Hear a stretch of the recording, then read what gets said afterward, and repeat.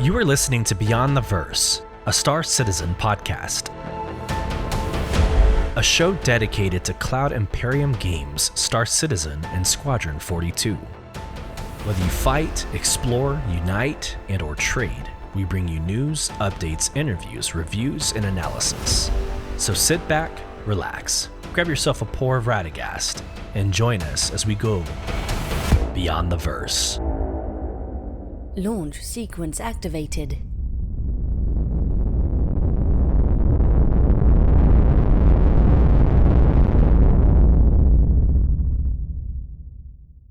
Hello, friends, and welcome to Beyond the Verse, StarCitizen podcast. I'm your host, Sulyce, and this is episode 124. In this episode, we're going to break down the 432 patch watch, structural salvage, and what it means for the loop and the economy. And then we're going to unpack the latest roadmap roundup and our CitizenCon Direct watch party preparation. We also cover, very briefly, the RSI Launcher 290 launch or release. Means really nothing to a lot of people, but we'll wrap up with the October subscriber promotions and any last minute predictions for this CitizenCon Direct, which is tomorrow. Absolutely incredible.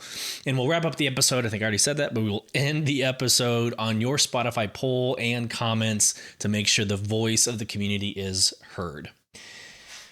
What a morning. Okay, so the intention, like the YouTube thumbnail that I created, everything up to this point was in preparation to have the Astropub as a guest host for last night's recording.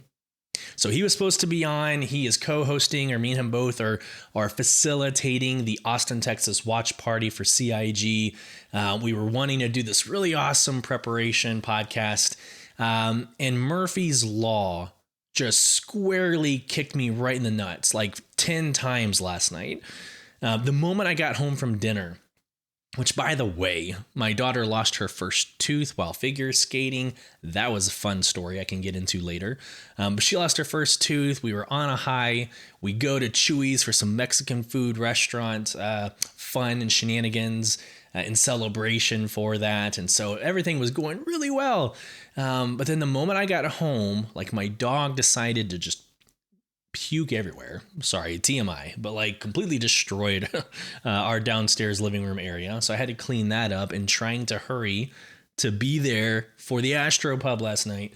And then I kid you not, there were rolling blackouts in the North Austin area. And it happened every single time the power would go off.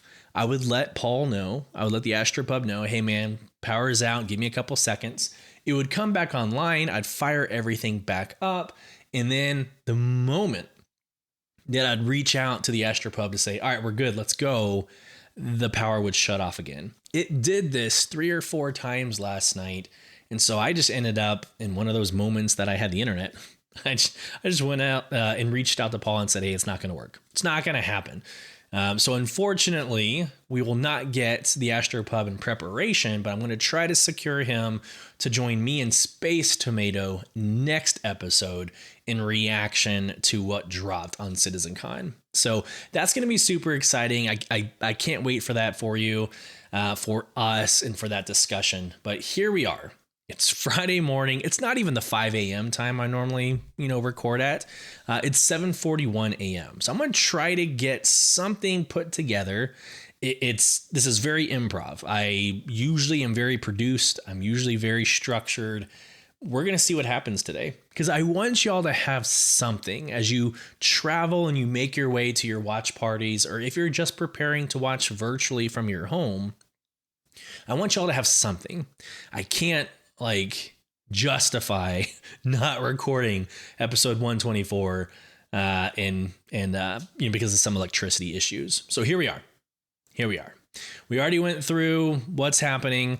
By the way, if you have little kids, how much money do y'all give your kids when they lose a tooth? Is $5 enough? I don't know. When I grew up, I got a quarter. Now, I'm not trying to date myself or play a weird, feel sorry for me. But when I was a kid, I got a quarter for every single tooth I lost. And that quarter, I would buy like a pack of gum. That was my story. But I don't know. It feels like you can't do anything with money anymore, like quarters or dollars. So I ended up getting my daughter like a $5 bill, and I'm rolling with it. My son, we initially started giving $5 bills, and then we cut back. We started giving $1 bills. And like my son like clued in. He's like, why did it go from $5 to now $1 and $2?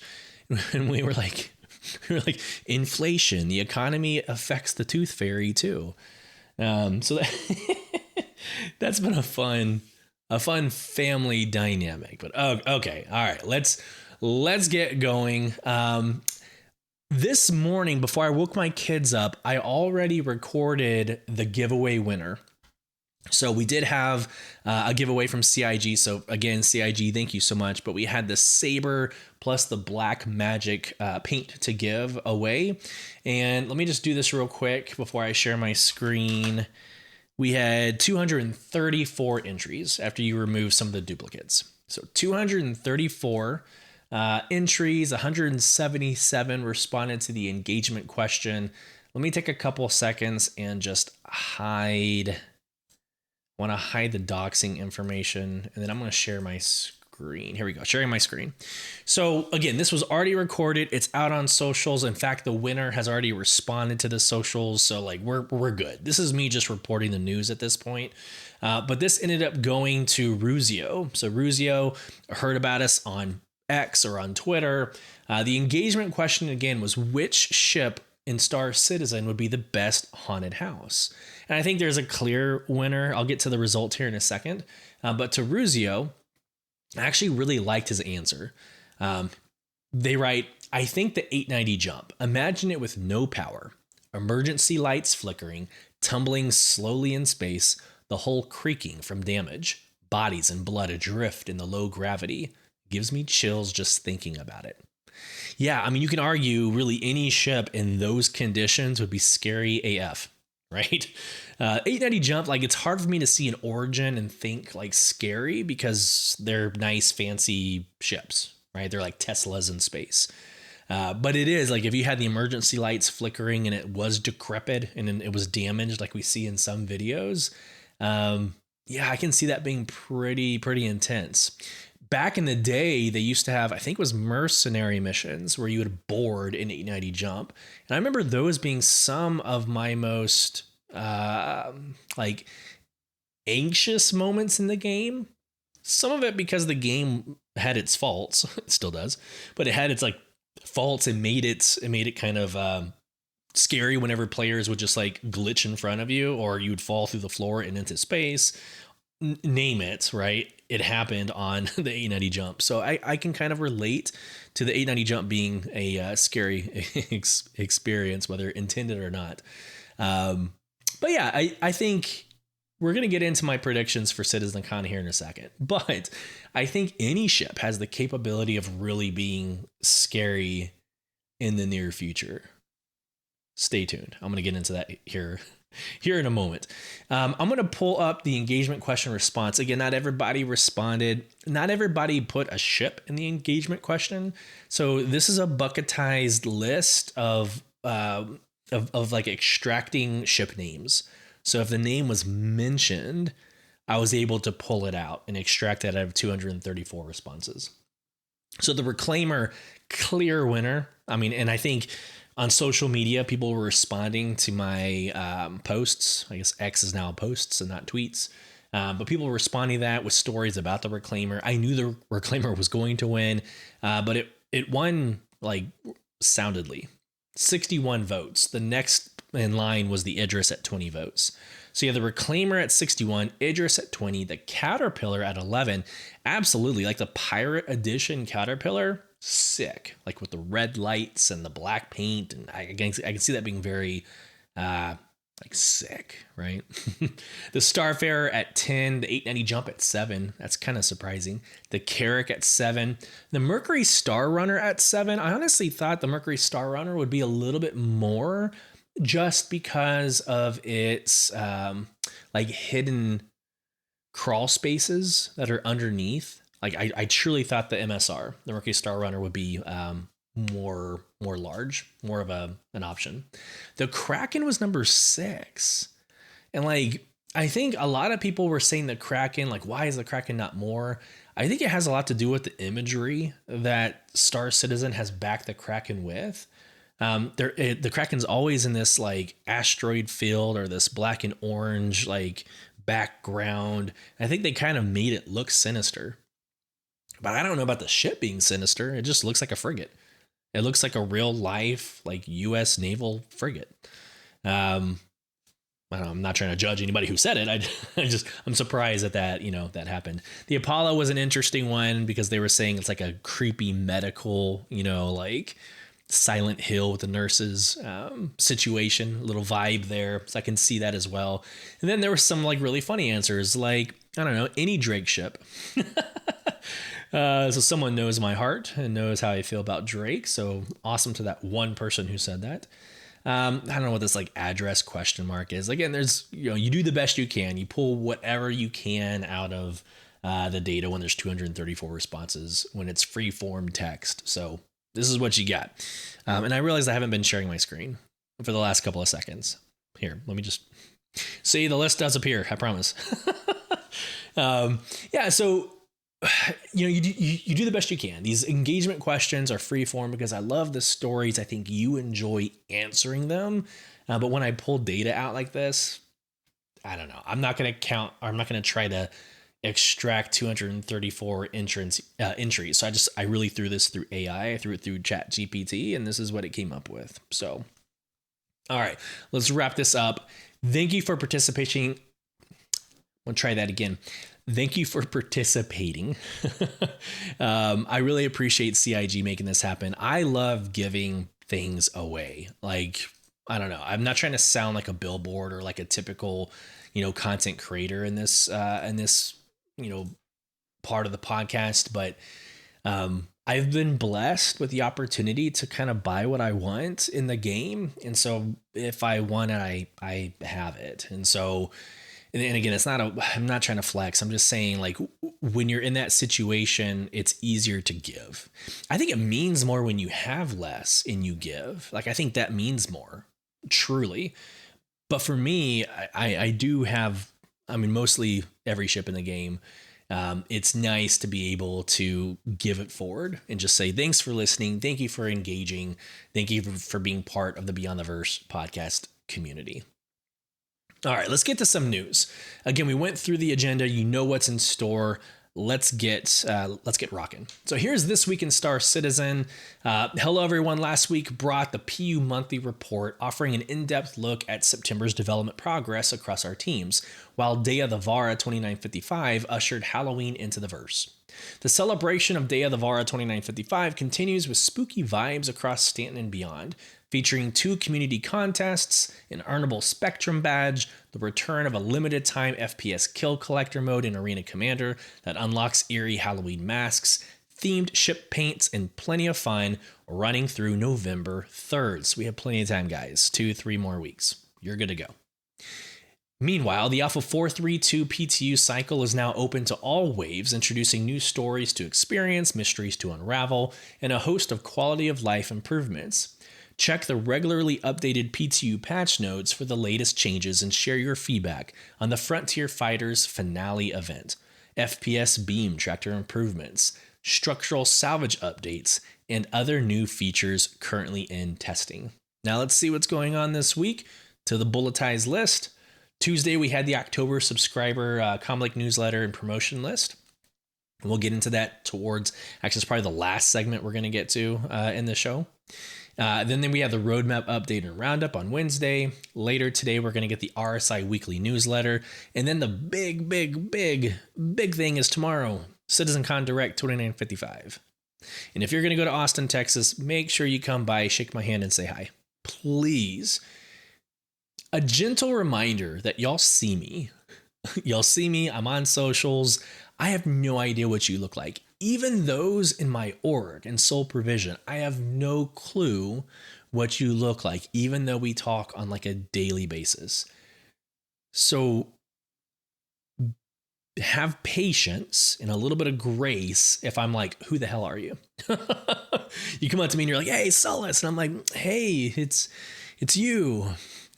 Shake my hand, tell me your name, and let's get going.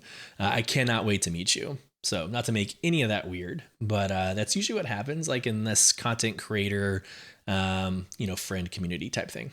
So, all right, I said my piece. Let's keep moving. Low hanging fruit. I'm not even going to spend a minute on this, but there was an RSI Launcher 2.90 release. Again, now it's automated. If you have played in the last couple of days, it would have automatically updated for you. Essentially, it even says fixed issues, none. So that's fun. But let's go through kind of what did happen. So the main feature update for this version of the launcher is a better management of the warning and agreement system. The message you get before launching the game, the EULA, the terms of services.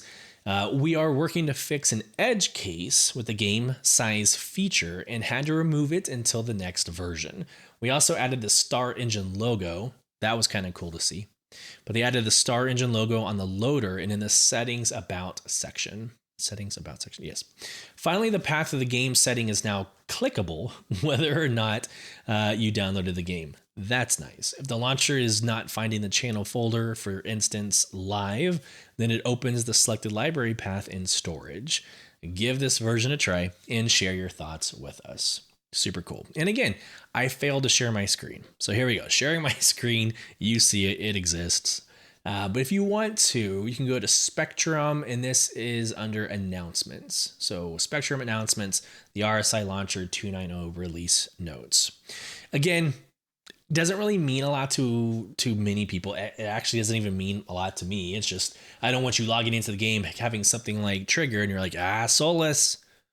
You say news, reviews, and analysis. Where's my news? I'm just covering my bases, damn it. All right, so there's your RSI Launcher. All right, here we go. Roadmap roundup. I just realized we're going to go pretty quickly through this episode, and that's fine. That's fine. All right, roadmap roundup. Here we go. Release view 4.3.2, structural salvage. We're going to discuss the patch watch. That's going to be probably the meatiest part of this episode. But we're going to discuss the patch watch, the structural salvage changes. We're going to get into that, so stand by.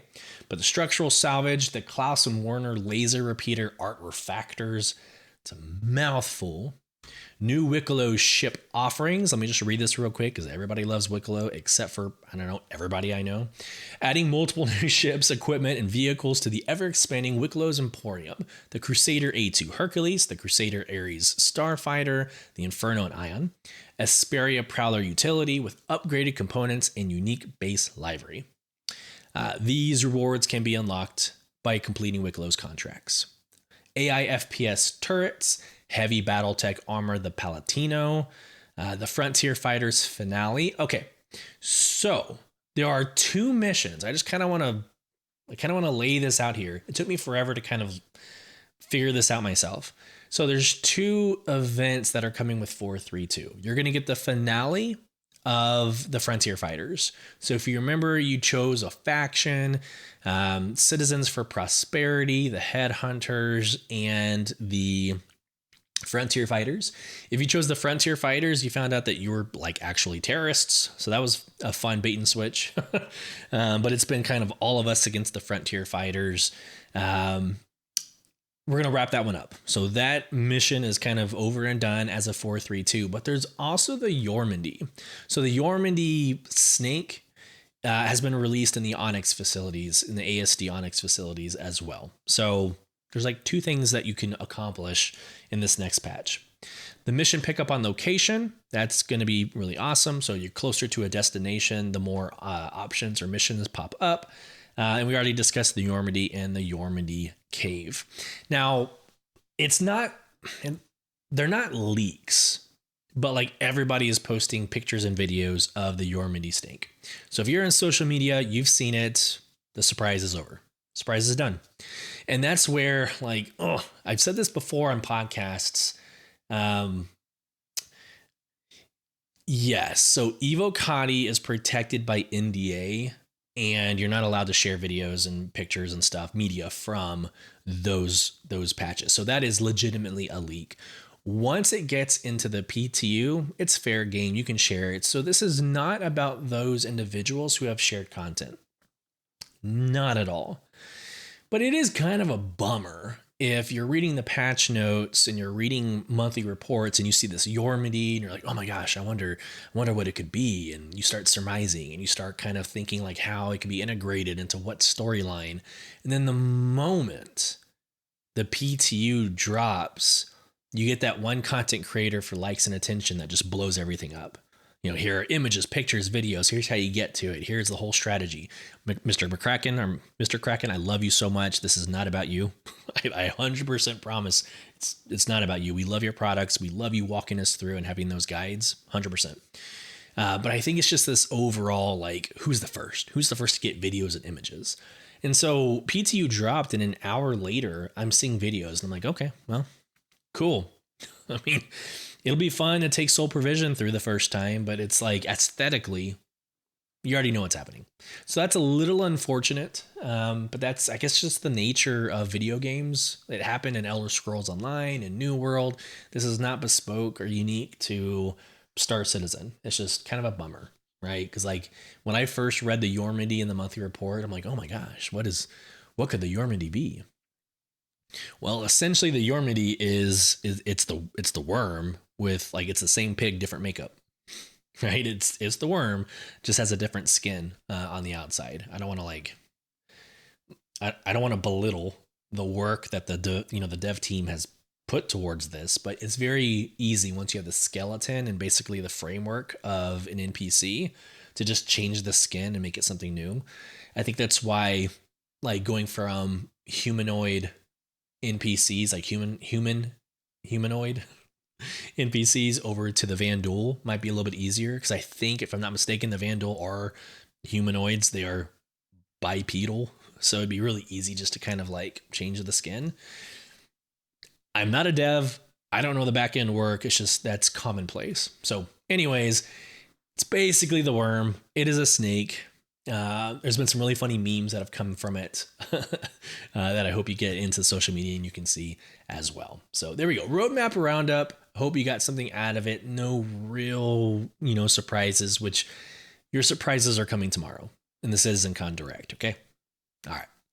Patch notes. This is the latest 4.3.2 patch note in the PTU. I was about to repeat the same numbers. So the 4.3.2 PTU patch notes, this was about 15 or 16 hours ago. Let's just go through this real quick. This is the latest going into today, but I highly suspect there will be one more patch update going into CitizenCon tomorrow. I was predicting that we would have a release candidate today with an eventual live release during CitizenCon tomorrow to kind of like, here's your 2-hour stint. Now go play new content. That would make sense to me, but I haven't seen anything that indicates a release candidate just yet. But I still think, mark my words, I still think we might get an RC today, maybe 1 or 2 RCs today, and we might see 4.3.2 drop when CitizenCon Direct drops. Because again, watching the new content, you're going to get motivated. It'd be nice to have new content to go in and play. So here we go. Now let me share my screen this time proactively as we get into this content. So the mesh configuration is 73600. Again, if this is your first time listening, it's pretty easy to explain. Like, there are 7 servers in Stanton, 3 servers in Pyro, a max headcount for the shard of 600. If that means nothing to you, then go listen to the other 123 episodes of our podcast where we go into the tech pillars and what that means. Testing focus. So stability and bug fixes, of course, always. Structural salvage updates, the Frontier Fighters finale, the Reclaimer elevator updates. There's been a lot of love given to the Reclaimer. Huge, right? And the Yormity, of course. We don't ever really discuss the known issues. Their shit's still broken. Tracking. All right, the Yormity polish. Further polish for the arena area and Yormity animations, the attack, audio, and gameplay, increasing health, adjusting ranges and in combat areas for the fight, the cooldowns, added hazard to the arena flow, and cover adjustments. And you will need to use cover in this fight. It does like an AoE spray. If you've ever played any MMO, it's basically like it's a static boss that kind of moves around and pivots. That makes no sense. Its base is static, right? Its base is static, and it just kind of gives like a 360 hitbox. So you're going to want to use the pillars and stand behind the pillar so you don't get blasted in the face by its we're going to call it Venom. Sure. The Reclaimer love. So we're probably not going to get into much of the Reclaimer because this isn't the latest, news. But the Reclaimer now has a cargo grid. It now has on the rear left. So what is that, port? Yes, on the rear left side of the Reclaimer, it now has a docking collar. So that's good. The elevator's working. Like, again, there's been a lot of love to the Reclaimer. This is like a really heavy salvaging patch, which brings us to the meat and potatoes of today's podcast, the patch watch of 4.3.2. Let me share my screen. All right, the patch watch. Usually what happens in the patch watch is you've got like Inside StarCitizen, you've got the monthly reports, you've got all these different forms of media that talk about like the content and the patch changes. The patch watch like kind of dives into something that hasn't been mentioned before. It's like not really in the roadmap, so they're trying to highlight something that you might not know much about. So this time we will be focusing our thread on the upcoming structural salvage update that is coming to this next patch. Let's dive into it. Scroll down. Here we go. Structural salvage update. Get all serious. Structural salvage has undergone a major update to prepare for future systems. These changes touch every current and future salvage capable ship, adding more complexity to the profession. You'll notice differences in how long it takes to break down ships, how much material you can collect, and how that material is refined at refinery decks, since refining is now an essential step in the salvage gameplay loop. Each salvage ship has been given a distinct role to better define its place in the profession. For example, the Reclaimer embodies the quantity over quality approach, processing structural salvage at the fastest rate and built for large-scale operations. The Vulture represents the balanced middle ground, ideal for independent players looking to salvage quickly and efficiently. The Fortune is somewhat similar to the Vulture, but with more amenities and improved logistics. Technical updates. The fraction and disintegration field emitted by the ships has been reworked, with the salvaging ranges extended by as much as 60 meters compared to the current 431 live build.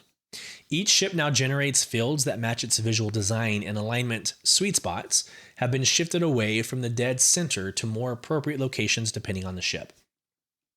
Fracture times have been fully rebalanced. There is now a 5 times performance gap between the fastest and slowest ships. In this ranking, the Reclaimer sits at the top, followed by the Vulture and then the Fortune. Conversion rates measured in SCU per cubic meter now vary between ships. At present, the Reclaimer offers the best optimization, with the Vulture following behind. Sweet spot mechanics have been reworked. Ships like the Reclaimer now benefit from massive multipliers, with up to 7 times faster processing when properly aligned, alongside improved yield bonuses. Sweet spots now display percentage values directly on debris pieces, making it clearer to see how close you are to optimal alignment. While ships' tractor beams make this easier by carefully moving and rotating wrecks, careful flight positioning can achieve the same result. All right, moving on. Material system variances. Another major change is the introduction of 3 distinct raw material types. Number 1, the construction material rubble. Number 2, construction material scraps. And then 3, construction material salvage. So rubble, scraps, and salvage. Rubble has the highest density and the fastest refinery processing times, but it also delivers the lowest yield. Scraps is not something that will come in 4.3.2, as none of the current salvaging ships can produce it, but it will sit in the middle across density, yield, and processing. Finally, salvage provide the highest yield, but come with the lowest density and the longest refinery times. All refinery decks are able to process these raw materials, and no matter what type you salvage, they all refine into the same construction material. The workflow is straightforward and work much like what our miners are used to. Salvaged material is stored in the station inventory through freight elevators before being processed in the refinery. The system is designed so that the smaller ships enjoy quicker turnaround, while larger ships like the Reclaimer require more time but deliver greater profit margins. Strategic gameplay. These changes open up new approaches for different playstyles. Solo players can stick to smaller ships for immediate returns and faster turnaround, while groups can maximize profit with the Reclaimer's massive throughput, accepting the trade-off of delayed payouts. Mixed operations are also viable, with dedicated transport ships ferrying raw materials to stations, while salvage ships remain on site to continue harvesting. Economic balance is still in progress for this build, so we're looking forward to reading your feedback as this update goes to different test phases. Up to PTU all waves soon, which I think it's in all waves right now.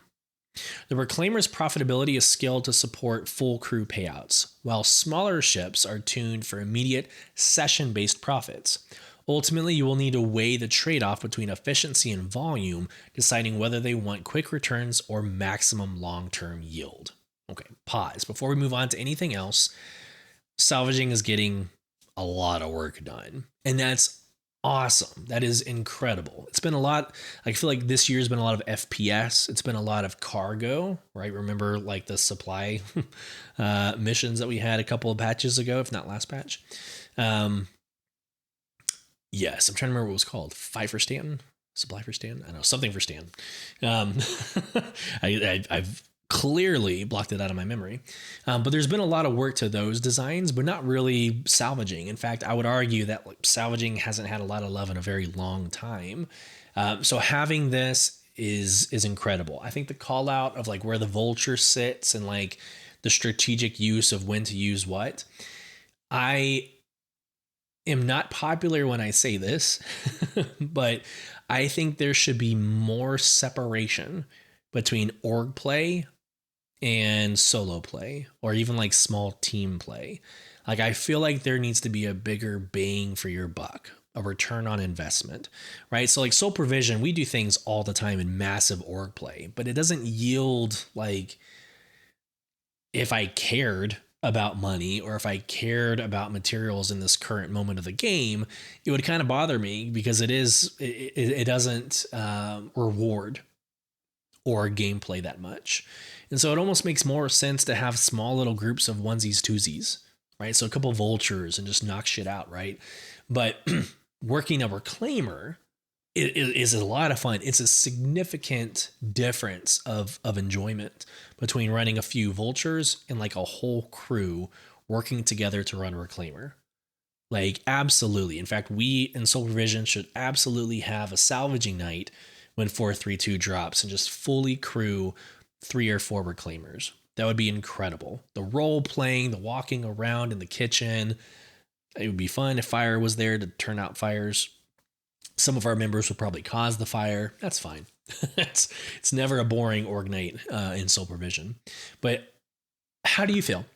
How do you feel about the changes? I like the additional like rebel scraps and salvage like construction material. I think that's really interesting to get different types of material. But what are your thoughts on the overall changes to salvage?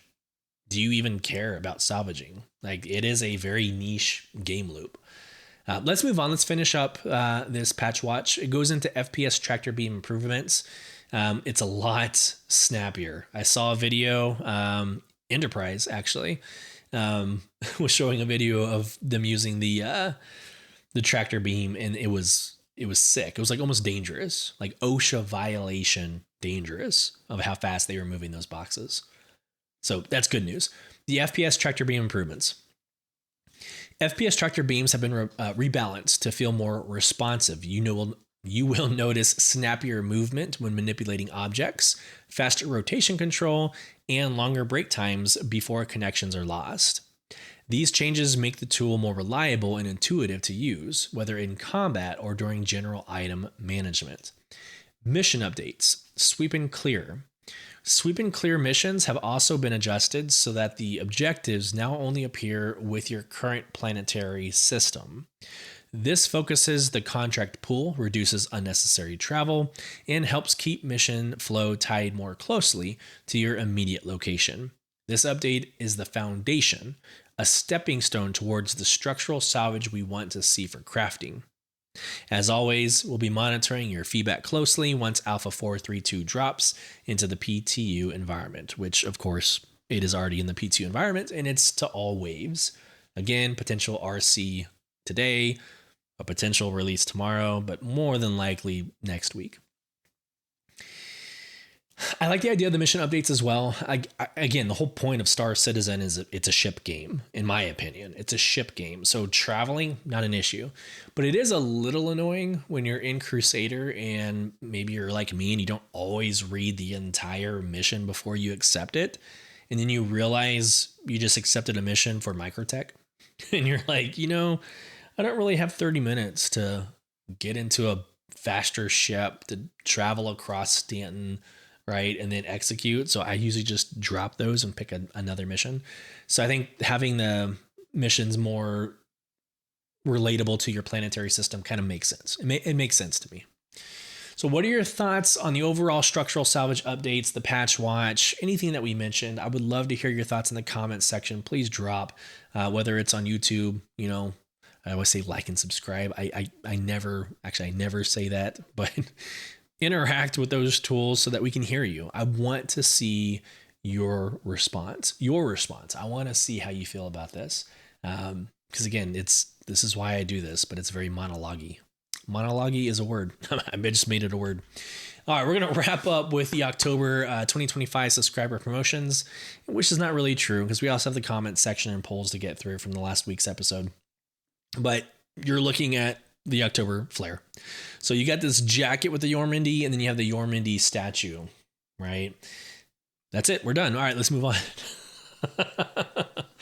on. Okay. It's actually a really cool looking jacket. We've seen this jacket before. There's really nothing new. It's the vaporware jacket. It's blue and teal, and it's got, the freaking snake on the front. And on the back, it even has it's wrapped around the back. So it looks pretty cool on the back as well.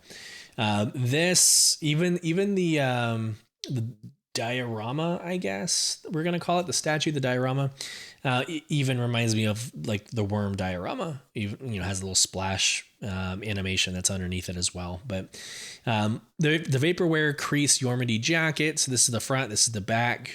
I think it's a really good looking jacket. Is it $4 worth, or what is it? Yeah, Is it $4 worth of a jacket? I don't know. I don't know. But it's a pretty sick looking jacket, right? So you get that if you're a Centurion, and then if you're an Imperador, you get this diorama, right? Yormindy, pretty cool looking dude. Scary, sure. And then if you want to get both, let's just go to the prices. So the jacket is $4, the diorama is $7. But if you want to get both, it's on sale 15% off for $9.35. All right, and the vehicles of the month, it's the Mantis and Meteor. So here's your Mantis. That is your quantum interdiction ship, right? So it stops crime dead in its tracks. That's exactly what it does. It's actually a really beautiful animation. It's actually one of the coolest animations of a ship in the game. But you can freeze people's quantum ability, so that way they can't escape. So always have something like the Mantis in your fleet, especially when you take on bigger ships in PvP, so they can't get away. All right, then you got the Meteor that's here as well. This is very new as of this year. This is a medium fighter. You can debate if it's a good medium fighter or not, but it's a fun version to fly. Right, it's got a bed, it has living quarters inside. Beautiful cockpit. It's very easy. The visibility is very good on the ship, so can't complain there. So Centurion is the Mantis, the Imperator is both the Mantis and the Meteor. So there you go. Now let me fire up the comment section real quick. This is always fun to do real time. What is it? Creators is the creator Spotify. It's funny. I kept on forgetting to pull this up, even though I knew I was going to be talking about it. So we go episodes. Y'all are just going to watch me do this. And I'm okay with that. All right, here we go. Sharing my screen for those on YouTube or Spotify. So on last week's episode, I asked what excites you most about the Day of the Vara 2955 event. There were 12 votes. 41.7% of you say the in-game atmosphere. 33.3% of you say the community fun. The 25% of you says the horror story contest. And then no one cared about the pumpkin contest.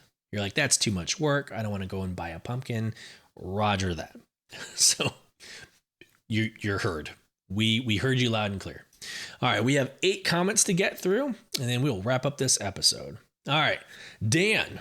I always have to click the see more. Why doesn't it just always have the see more? All right. Dan says, hi, and thanks for the podcast again.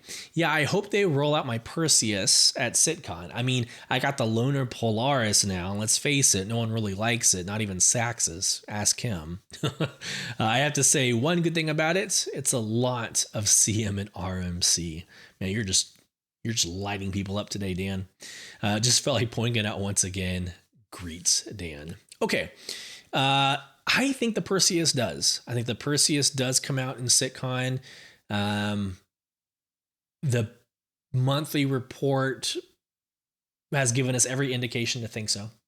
So I think the Perseus is absolutely coming, absolutely this year. But I think I'm erring on the side of CitizenCon rather than IAE or, in December sometime. So I truly do. Now, if you compare the Perseus to the Polaris, here's my deal. Here's my honest take. In fact, you know what? So you can see me fully.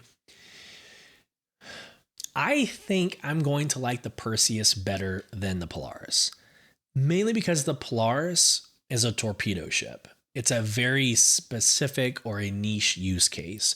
Now, it's massive. It's significantly bigger than the Perseus. It's huge. It's an org vessel. It's something really fun to live off of. Like, the Polaris is a phenomenal ship. But again, it's a torpedo ship.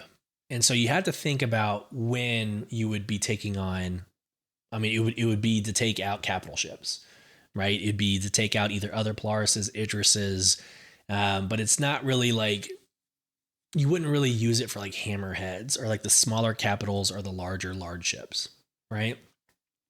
The Perseus is your gunship, right? This is your full like combat capital ship. It's not, the Idris, it's not the Javelin, but it is a large scale like hammerhead combat ship, right? So I think you would get more use out of the Perseus, in my opinion. Actually, while we're here, let me just, I want to pull this up real quick. I want to go to, let's see here, ships. I don't want to go to the pledge store. I want to go home. I just want to make sure. Let's do explore. Is it explore? Shop, StarCitizen. Maybe it would be under pledge store. I want to go into the Perseus, and I don't want to sit here and lie to you. I am very, very, very confident that it's a gunship. Combat gunboat. Yeah, okay. I just had a brain fart. I hate saying something on podcast and I'm like, dang, I should have just checked while I was live with you. Here, sharing my screen for those of you on video. Here's the Perseus. It is a gunboat. It is a large gunboat. So think like Hammerhead, but just a lot sexier. It's going to look like a squeezed down Idris. It's going to look like maybe like an expanded Zeus. Like, I'm trying to think, like, it almost looks like an Idris, even though it's a different manufacturer. It's the RSI Perseus, and you have an Aegis Hammerhead or an Aegis Idris. So it is big. It's still big. You're going to be able to put, a lot of ships into it, or a lot of like ground vehicles in it. But it's not as big as the Polaris. So gunboat. I was right. I had a moment. All right. Girdle. Man, I think you already corrected me once and I just jacked it up again. Girdle. We're going to go with Girdle. Please correct me. Thanks so much for this podcast. It's both strengthened my knowledge of the verse and led me joining Soul Provision, the best damn group of players I've ever come across. Thanks, man.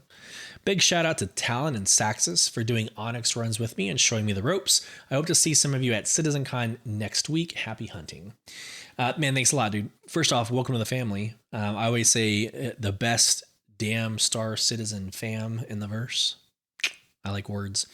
I love my org so much. I'm not using this podcast to recruit, but we are an amazing group of people. And we have enough sweaties that we're going to be incredible. We're going to be amazing when those times come. Just right now, we're enjoying getting to know each other and playing in large scale org operations. So I think we're having a lot of fun. Last night, again, I wasn't there because of, electrical blackouts.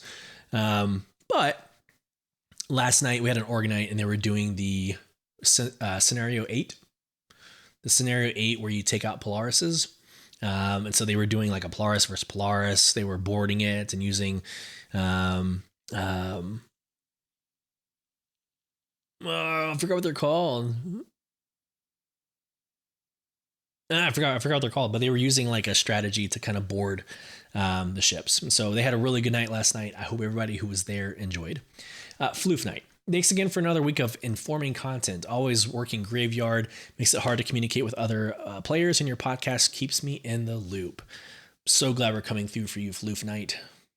Working graveyard. I started off at Amazon working graveyard shifts at fulfillment centers. So I feel you.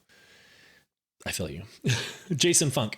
I agree about the group play criticism. Resource drive and ASD both had me leaving some friends behind to grind solo, as it would make completing for a group just way too much of a time sink, especially Hyperion. If you have to do the mission 30 times for the armor and IMG, I'm sorry, I don't know what the IMG is. It's hard to expect anyone to be willing to do that multiple times when even as a group, it'll take 35 plus minutes to complete the mission. Thanks for another great episode. Until Thursday, salute. Thank you so much, Noah. As always, thanks for the podcast. This time of the year is just unmatched. All the holiday festivities just make you feel great. I particularly love Halloween. The spooky vibes are awesome. Can't wait for CitCon and IAE. This time of year is just packed full of fun activities in real life and in Star Citizen. Have a great day. You as well. Thank you, Noah. Israel writes, salute, good sir. I salute back to you. Thanks for engaging and thanks for being part of the podcast. I hope you enjoy the content we are putting at you. Billy the Beast writes, I think the Reclaimer will make for the best haunted house. It did. Thanks again for the awesome podcast. Look forward to it every week. Thanks for listening to us and listening every week. And to wrap us up, Snoop Dogg. Hey, Sulyce, thanks again for the nice packed episode. Been enjoying to simply zone out and haul cargo for Redwind, if you know, you know, and listening to what's been going on around the verse in general.